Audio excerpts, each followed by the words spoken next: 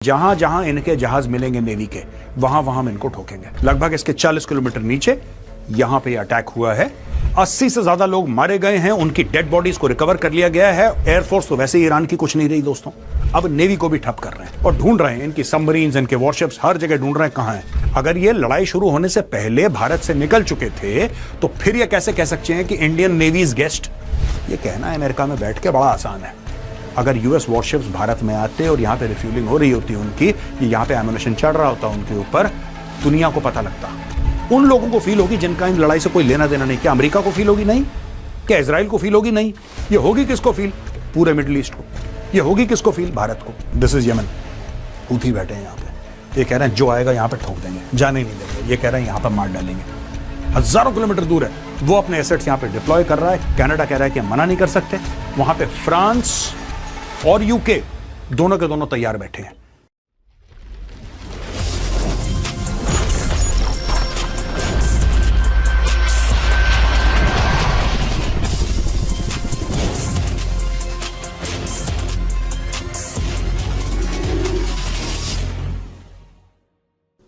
जय हिंद दोस्तों, मैं हूं मेजर गौरव आर्या और आप देख रहे हैं द चाणक्य डायलॉग्स। यहां दोस्तों अमेरिकन नेवी ने, एक अमेरिकन नेवी की सबमरीन ने ईरान के जहाज को ठोक दिया। कई लोग मर गए और इससे पूरे इलाके में उथल पुथल। लोग भारत का नाम ले रहे हैं, कोई श्रीलंका का नाम ले रहा है। ये सब है क्या?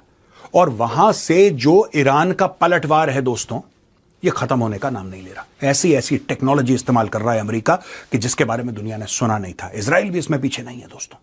अमेरिका और इजराइल इस समय ईरान पे क्यों हावी हैं दोस्तों? इसकी सबसे बड़ी वजह है टेक्नोलॉजी। अमेरिका और इजराइल के वॉर्स ने पूरी दुनिया को दिखा दिया है कि उनकी मिलिट्री टेक्नोलॉजी कितनी एडवांस्ड है। ऐसे में दोस्तों पूरी दुनिया सिर्फ और सिर्फ पावर को रिस्पेक्ट करती है। जो देश रिसर्च करेगा और नई टेक्नोलॉजीज को अपनाएगा उसी को बेनिफिट होगा। एआई ऐसी ही एक टेक्नोलॉजी है। कई कंपनीज एआई का यूज करके अपने बिजनेस की प्रॉब्लम्स सॉल्व कर रही हैं। कई वर्किंग प्रोफेशनल्स भी एआई का यूज करके अपने करियर में ग्रोथ ला रहे हैं। अभी भी देर नहीं हुई है, आप भी इस एआई की फील्ड का हिस्सा बन सकते हैं। बस ज्वाइन कीजिए एक 2-डे लाइव ट्रेनिंग एआई प्रोग्राम जो हो रहा है इस सैटरडे और संडे सुबह 10 बजे से लेकर शाम के 7 बजे तक।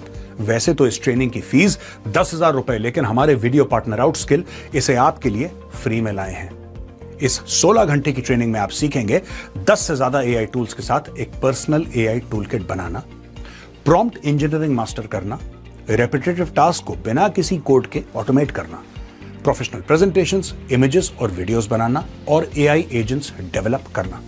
40 से ज्यादा देशों से 1 करोड़ प्रोफेशनल्स ये ट्रेनिंग अटेंड कर चुके हैं। चाहे आप किसी भी फील्ड से हो, ये फ्री ट्रेनिंग आपके लिए है। अपने करियर को फ्यूचर प्रूफ करने और एआई को समझने के लिए डिस्क्रिप्शन में दिए गए लिंक पे क्लिक कीजिए और ट्रेनिंग के लिए साइन अप कीजिए। Don't miss this golden chance. तो दोस्तों आइए चलते हैं वीडियो की ओर।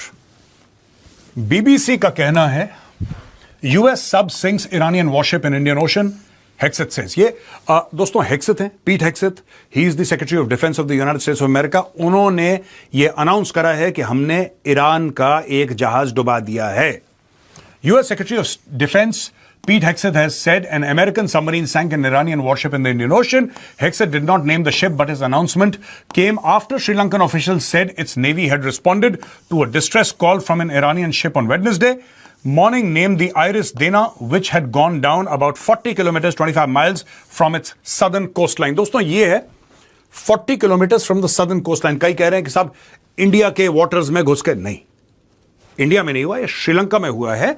यहां पे ये श्रीलंका का अगर ये लाइन है तो इससे 40 किलोमीटर नीचे, लगभग इसके 40 किलोमीटर नीचे यहां पे अटैक हुआ है। 80 bodies from the ship were found by rescuers, a Sri Lankan defense official told BBC Sinhala. Another 32 were rescued, the Sri Lankan Navy said। तो 80 से ज्यादा लोग मारे गए हैं, उनकी डेड बॉडीज को रिकवर कर लिया गया है और 32 ये जो पानी में थे, छटपटा रहे थे, पानी से उनको निकाला है और उनको रेस्क्यू कर लिया है दोस्तों।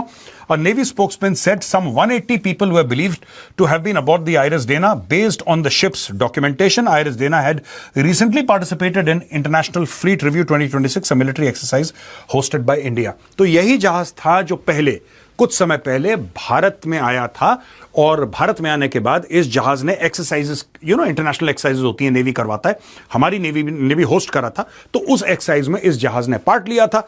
अब यह जहाज इधर था, यहां पे अमेरिकन वेसल्स को पता लगा। देखिए, यह बात पीट हेग्सेथ भी और डोनाल्ड ट्रंप पहले कह चुके हैं, जहां जहां इनके जहाज मिलेंगे नेवी के, वहां वहां हम इनको ठोकेंगे। ये बोल चुके हैं, ये अनाउंसमेंट हो चुकी है, आप देख सकते हैं इसको अपने स्क्रीन में, कि उनका एक एम है ईरान की नेवी को बर्बाद करना, और वो काम वो बखूबी कर रहे हैं। एयरफोर्स तो वैसे ही ईरान की कुछ नहीं रही दोस्तों, एयरफोर्स तो वैसे ही ठप है डे वन से, अब नेवी को भी ठप कर रहे हैं। कई जहाज, दर्जन से ऊपर जहाज उनके डुबा चुके हैं और ढूंढ रहे हैं, इनकी सबमरीन्स, इनके वॉरशिप्स हर जगह ढूंढ रहे हैं कहां है। अगर वो पोर्ट पे रहती हैं तो पोर्ट पे मिसाइल मारते हैं, अगर वो बाहर रहती हैं तो डुबा देते हैं, जैसे आयरिस देना को इन लोगों ने डुबा दिया है। तो दोस्तों, ये पूरा का पूरा सीन है, आप देख सकते हैं। श्रीलंका के ये जो श्रीलंका में जो श्रीलंका के जो इंटरनेशनल वाटर्स हैं, इनफैक्ट वहां पे मारा गया था, आउटसाइड द श्रीलंकन जोन इसको मारा गया था। दोस्तों, इंडिया टुडे कवर कर रहा है US sinks Iran worship in India strategic waters, why this is significant. अब इसको देखिए, आप इसको इंडिया के स्ट्रेटेजिक वाटर्स, हां, फिर आप कहीं भी इंडो पैसिफिक में होगा तो स्ट्रेटेजिक वाटर्स, हां, अरेबियन सी भी भारत के लिए स्ट्रेटेजिक वाटर्स। तो ये जो वर्डिंग है इसकी ना, स्ट्रेटेजिक वाटर्स, पहली बात तो यह भारत के किसी भी इलाके में नहीं हुआ है। ये जो हेडलाइन है, ये आपको, ये शायद आपको ऐसा लग रहा होगा कि भारत के किसी इलाके में नहीं, जैसा मैंने पिछली स्लाइड में बताया, this has happened in international waters off the coast of Sri Lanka, off the coast of Sri Lanka, not India, but हां, भारत का इलाका इन द सेंस की स्ट्रेटेजिकली इंपॉर्टेंट इलाका है भारत के लिए, नो डाउट। स्ट्रेटेजिकली इंपॉर्टेंट तो इंडोनेशिया के पास है, वो भी भारत के लिए इंपॉर्टेंट है, बांग्लादेश के पास वो भी इंपॉर्टेंट है, but these are not Indian waters. The IRIS Dena, a frigate class warship, participated in the Milan International Fleet Review in the Bay of Bengal from February 18th to 25, where it was welcomed by the Indian Navy. It was returning from Visakhapatnam, Andhra Pradesh, and was targeted in international waters. यानी कि जब ये भारत से वापस जा रहे थे, कुछ समय पहले इनकी एक्सरसाइज हुई थी, जब ये भारत से वापस जा रहे थे, ये सारे के सारे लोग, और INS डेना जो ship, when it was traveling, it was being tracked. इसको ट्रैक किया जा रहा था। देखिए, इसके बिना हो ही नहीं सकता ना। मैं आपको दोबारा बताता हूं कि हुआ क्या है, सीक्वेंस ऑफ इवेंट्स बहुत इंपॉर्टेंट है। ये इंडियन नेवी ने जहाज को वेलकम किया था। ये 18 से लेकर 25 फरवरी यहां पे फ्लीट रिव्यू था, एक्सरसाइज थी, वहां पे पार्ट ले रहा था। अब ये जहाज 25 फरवरी के बाद निकलता है, ये वहां से विशाखापट्टनम से निकलता है धीरे धीरे। अब विशाखापट्टनम से निकलता है, ये जाता है और धीरे धीरे जाके ये पहुंचता है श्रीलंका के साउथ में। तब तक यहां पे लड़ाई हो चुकी है, इजराइल और अमेरिका ईरान को अटैक कर चुके हैं, और एक स्टेटेड एम ये आया है कि नेवी को डुबाना है। तो these people were tracking it right from before the war had started. मैं आपको ये बता रहा हूं, इनको पता था अमेरिकन को कि कहां पे ये शिप है, दे वर ट्रैकिंग इट। ये जब इंडियन वाटर छोड़ता है और ये श्रीलंकन वाटर्स में जाता है या फिर इंटरनेशनल वाटर्स में जाता है off the coast of Sri Lanka, तब इस पर हमला किया जाता है। This is the closest Indians have felt the Iran war close to home. Debates are already on over how this impacts India as it unfolded in New Delhi's sphere of influence, right in India's backyard. National security expert Nitin Gokhale saw the sinking of the INS Dena in international waters close to India as a further escalation of the Iran crisis. While this is bad news and a reaction is imperative, must remember that the Indian Ocean not equal to Indian territory. वही same thing that I'm saying. Indian ocean is not equal to the Indian territory. पूरा Indian ocean हमारा नहीं है, उसका नाम Indian ocean है, it is not our territory. और ये होगा, और ऐसी बात नहीं कि दिस इज सरप्राइजिंग। देखिए, इसमें कोई सरप्राइज वाली बात नहीं है, nobody should be surprised. America कह रहा है कि आपकी एयरफोर्स बर्बाद कर दी है, अब हमारा नेक्स्ट स्टेप है आपकी पूरी की पूरी नेवी को बर्बाद करना, आपके जो इस्लामिक रेवोल्यूशनरी गार्ड को रहे हैं IRGC, उसके पूरे स्ट्रक्चर को बर्बाद करना। ये स्टेटेड एम्स हैं यूनाइटेड स्टेट्स ऑफ अमेरिका के, स्टेटेड एम्स हैं इजराइल के। तो इसमें किसी को डाउट नहीं होना चाहिए, this is in the public sphere. यहां पे Syed Abbas Araghchi, he is the foreign minister of Iran, उन्होंने बोला है कि US has perpetrated an atrocity at sea 2000 miles away from Iran's shores. Frigate Dena, a guest of Indian Navy carrying almost 130 sailors, was struck in international waters without warning. Mark my words, the US will come to bitterly regret, President it has said. दोस्तों, ये जो सैयद अब्बास आरिक्ची हैं, foreign minister of Iran, ये भी गलत information दे रहे हैं। क्या गलत इंफॉर्मेशन है? फालतू में a guest of Indian navy, carrying almost 130 sellers. Guest of Indian navy तब तक थे जब ये इंडियन वाटर्स में थे। एक्सरसाइज खत्म हो गई। एक बार एक्सरसाइज खत्म हो गई दोस्तों, once the exercise is over. अब ये देखिए ना, फरवरी 18 से 25 फरवरी को एक्सरसाइज खत्म हो गई, ये लोग चले गए। और जब तक ये इंडियन वाटर्स में थे, ये हमारे गेस्ट थे। एक बार ये इंडियन वाटर से इंटरनेशनल वाटर चले गए, फिर यहां पे क्या बोलने का मतलब है कि guest of Indian navy carrying, वो तो पास था। आप गेस्ट तब तक थे जब तक आप भैया आप हमारे घर में हैं, हमारे मेहमान हैं। आप हमारा घर छोड़ के चले गए, उसके बाद थोड़ा हमारे मेहमान हैं। Then we are not responsible, we are responsible for your safety as long as you are in Indian waters, right. हाँ, ये हो सकता है कि अमेरिकन ने देखा कि इंडियन वाटर्स में है, तब तक मत छेड़ो। और तब तक ऑफिशियली लड़ाई शुरू भी नहीं हुई थी। लड़ाई तो 28 को शुरू हुई है, ये तो 25, ये लड़ाई से पहले निकल चुके थे यहां से। अगर ये लड़ाई शुरू होने से पहले भारत से निकल चुके थे, तो फिर ये कैसे कह सकते हैं कि इंडियन नेवीज गेस्ट? नहीं, this I strongly disagree with. Not the Indian navy's guest, not India's problem, not India's responsibility. यहां पे India denies claim of its ports being used by US amid Iran war fake and false. In a news segment by One America News Network, which is a far-right American cable news channel, retired US Army Colonel and former Secretary of Defense Advisor Douglas McGregor claimed that the US Navy is using Indian ports amid the conflict with Iran. Speaking to Mac Getz, the former advisor said China and Russia are sitting on the sidelines monitoring everything. They are in close touch with the government and providing satellite intelligence to Iran, which has helped in the attack against Israel and US bases. देखिए, ये जो part है, ये तो मैंने भी सुना है, ये मैंने भी सुना है। अच्छा, जब ऑपरेशन सिंदूर हुआ था दोस्तों, तब भी पाकिस्तान को सैटेलाइट इमेजेस देने वाला कौन था? It was China. China was providing them real time intelligence satellite images, जिससे कि पाकिस्तानियों ने प्लान करा। ज्यादा कुछ कर नहीं पाए बेचारे, लेकिन फैक्ट ऑफ द मैटर है चाइना ने पूरी कोशिश करी है मदद करने की। वो चाइनीज माल बेकार निकला, that's a separate case, but China ने जान लगा दी थी मदद करने की। यही यहां पे कह रहे हैं कि रशिया और चाइना ये ईरान को एग्जैक्टली बता रहे हैं कि कहां पे बेसिस हैं, कहां पे बेसिस हैं, ये तो ईरान को पहले से पता है, लेकिन they are providing them real time intelligence. ये मैं मान सकता हूं एक लेवल तक, लेकिन ये कहना कि साहब भारत में आ रहे हैं और भारत से, नो सॉरी। ये देखिए, he added that the US bases in the Middle East have been destroyed and harbor installations have been destroyed, due to which the US Navy is having to fall back on Indian ports, which is less than ideal. कोई Indian ports, दोस्तों मैं एक आपको बात बताऊं, India में इतनी population है, इतनी ज्यादा पॉपुलेशन है भारत में, मैं आपको बताता हूं कि यहां पे इवन पोर्ट्स, मैं तो जा चुका हूं ना पोर्ट्स पे, आप पोर्ट्स पे जाइए, आप ऐसा छुपा ही नहीं सकते। अगर नेवल वॉरशिप आ रहा है, कोई बड़ा अमेरिकन डिस्ट्रॉयर आ रहा है, अमेरिकन सबमरीन वहां पे डॉक हो रही है, या कोई एयरक्राफ्ट कैरियर आ रहा है, या कैरियर स्ट्राइक ग्रुप वहां पे है, लोगों को पता नहीं लगेगा। ये क्या कोई ऐसे कोई पानी का गिलास है छोटा सा जो मैं ऐसे करके ले गया? ये कहना अमेरिका में बैठ के बड़ा आसान है। अगर यूएस वॉरशिप्स भारत में आते और यहां पे रिफ्यूलिंग हो रही होती उनकी, ये यहां पे एम्युनिशन चढ़ रहा होता उनके ऊपर, दुनिया को पता लगता। हजारों वर्कर्स रहते हैं डॉक्स पे, हजारों एट अ टाइम। रात के 2 बजे डॉक्स एक्टिव रहते हैं यार, रात के 2 बजे। अब 2-3 बजे सब दुनिया सो रही है, docs are always alive, 24/7 docs alive रहते हैं। You can't do that. ये आप भारत जैसे देश में छुपा ही नहीं सकते। तो यहां पे एमईए ने बोल दिया है, claims being made on OAN, a US-based channel, that Indian ports are being used by the US Navy are fake and false.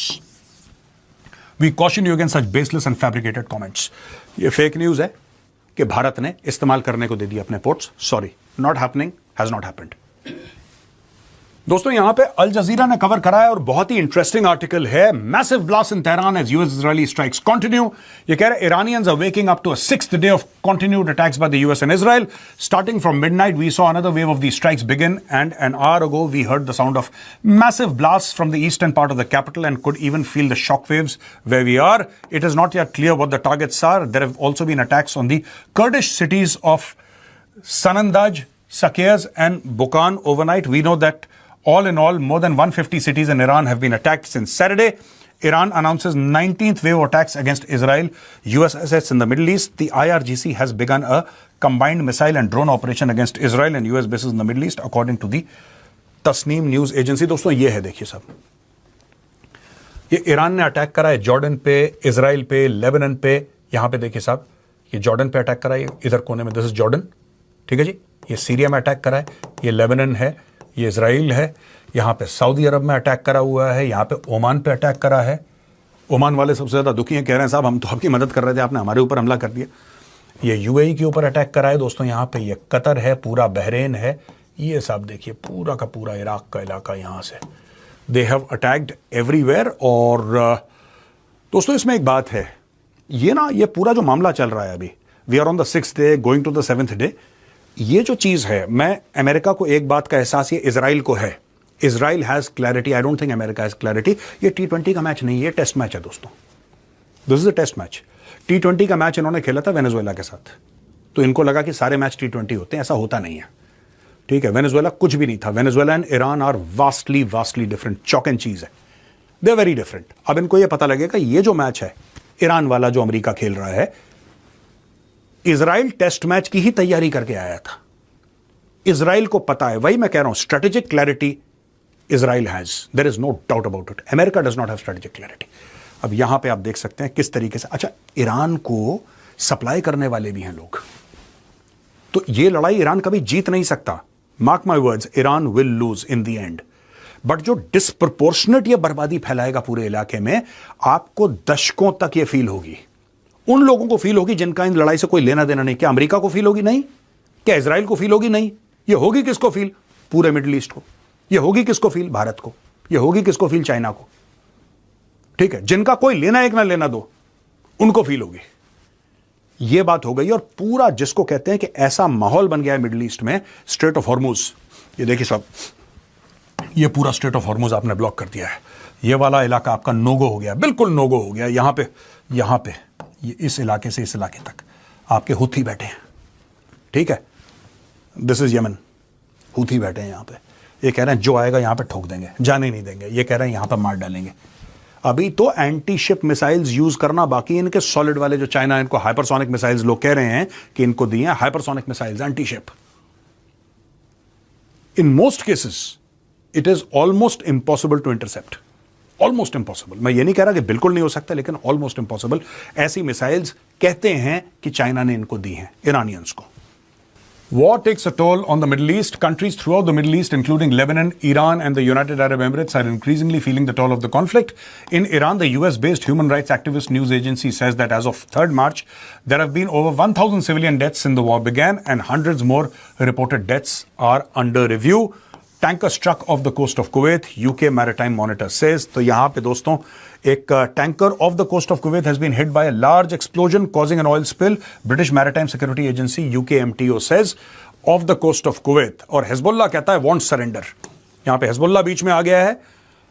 Hezbollah के लीडर है नाइम Qasim has said that Iran-backed group will not surrender as the war with Israel continues to escalate. यहाँ पे Israel जो है वो Hezbollah के ऊपर, यानी कि लेबनान के अंदर, mostly it is southern Lebanon, जो कि नॉर्दर्न इजराइल से जिसका बॉर्डर मिलता है, उस इलाके पे लगातार इजराइल बमबारी कर रहा है। ये पहले भी हिजबुल्लाह ने यही करा था। चुपचाप बैठे थे, इजराइल एक्शन ले रहा था हमास के खिलाफ, ये बीच में कूदा है, फिर इसने मार खाई है। और आज की तारीख में दोस्तों लेबनान की जो सरकार है, लेबनान की जो गवर्नमेंट है, उसने हाथ जोड़ ली हिजबुल्लाह से, बोला यार तुम क्यों करते हो, तुम्हारे चलते हमारे यहां बमबारी हो रही है, तुम्हारे चलते हमारे यहां बमबारी हो रही। तो वो लोग भी हिजबुल्लाह से परेशान है कि please don't do all this. Live tracker है ये, कैजुअलिटीज है दोस्तों, आप देख सकते हैं लेबनान में 50 मारे गए हैं, इजराइल में 11 मारे गए हैं, जॉर्डन में 5, इराक में 2, ईरान में 1045, कुवैत में 4 मारे गए हैं, बहरीन में 1, कतर में 16 इंजर्ड हैं, यूएई में 3 मारे गए हैं, 68 इंजर्ड हैं, ओमान में 1 किल्ड। और मैं आपको बताता हूं दोस्तों, यहां पे एक नाम ये ले लेते, लिखा नहीं, यहां पे पाकिस्तान में भी मारे गए हैं। ये इजरायली और अमेरिकन कार्रवाई नहीं, ये मारे गए हैं क्योंकि इन लोगों ने कॉन्सुलेट के अंदर और एम्बेसीज के अंदर घुसने की कोशिश करी, तो पाकिस्तान में भी बड़े सारे लोग मारे गए हैं। करीब 10 तो सिर्फ कराची के अंदर ही मारे गए हैं। ये भी एक फिगर है, लेकिन yes, significant amount of people have been killed inside Pakistan. अब यहां पे दोस्तों बहुत बड़ी अनाउंसमेंट है। कनाडा कहता है कि Canada's prime minister Mark Carney, who previously said that the US and Israel strikes on Iran are inconsistent with international law, says his country will stand by our allies. One can never categorically rule out participation. इन्होंने बोला है, while they have called for de-escalation, इन्होंने बात तो करी है de-escalation की, ठीक है ना, कार्नी और एल्बनीज यानी कि ऑस्ट्रेलिया और कनाडा दोनों ने बोला है कि साहब आप डीएस्केलेट करिए, लेकिन फिर भी ये कहते हैं Iran can not have a nuclear weapon. कोई देखिए मैं बता रहा हूं आपको एक बात, ईरान के पास न्यूक्लियर वेपन हो, ईरान के अलावा कोई नहीं चाहता। अगर 57 मुस्लिम कंट्रीज हैं दुनिया में तो 56 नहीं चाहते कि ईरान के पास न्यूक्लियर वेपन हो। आज की तारीख में यह हाल हो गया, क्योंकि सबको पता है अगर ईरान के पास न्यूक्लियर वेपन आते हैं तो जितने भी ये अरब हैं, पूरे के पूरे अरब देश, इनका गला सूखा रहेगा परमानेंटली। इजराइल को तो है ही खतरा, इजराइल को तो 100% खतरा है, लेकिन ये सब इनको भी उतना ही खतरा है जितना इजराइल को है। तभी आपने देखा उसने इजराइल पे बम मारा, लेकिन सऊदी अरब पे भी मारा, उसने बहरीन पे भी मारा, उसने दुबई पे भी मारा। And this shows the world, at least the Muslim world, the Arab Muslim world, आप इसको देखेंगे तो देन यू विल रियलाइज। अब ये लोग पता है अरब क्या बात कर रहे हैं, ये कह रहे हैं यार ठीक ही था, हमने ईरान को ट्रस्ट नहीं करा। कई ऐसे देश हैं, ओमान जैसे, पूछे ना कि हमारी क्या गलती, हमने क्या कर दिया ऐसा, हमारे ऊपर क्यों हमला कर दिया। So all these countries are asking this question that यार Iran cannot be trusted, Iran cannot be trusted. अगर ईरान के पास न्यूक्लियर वेपन हुआ, आज इसके पास नहीं है तो ये रॉकेट मार रहा है, कल अगर इसके पास न्यूक्लियर वेपन होगा तो फिर और धमकियां देगा हमें। दैट इज द इंटायर एक जो नैरेटिव बन रहा है ईरान के खिलाफ, at least in the Arab world.